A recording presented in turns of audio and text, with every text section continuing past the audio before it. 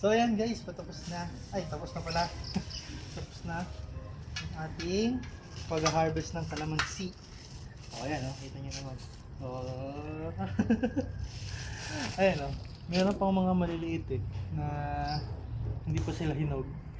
So hindi pa pwede. Wala pang bakas ng paninilaw sa kanila. Katulad niyan, nakikita nyo. Pwede na nga siya, kaso nga lang, parang wala pa siyang laman sa loob. Wala pa siyang juice. Unlike dito, diba? Ang tamis-tamis! Ngayon, timbangin natin guys. Let's see, let's go. Ito yung aking mga aparatos. Let's go guys.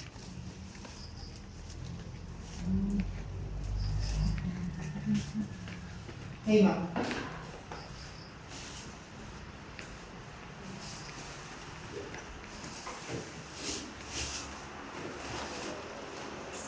So yan guys, ating timbangin kung nakailang kilo tayo doon.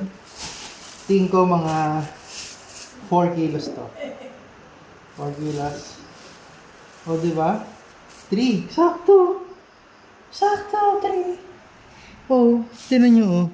4. Hindi, 3 lang talaga guys. Ito yung kamay. Ayan. Mga 3 kilos tayo. Bili na kayo guys. Mura-mura lang.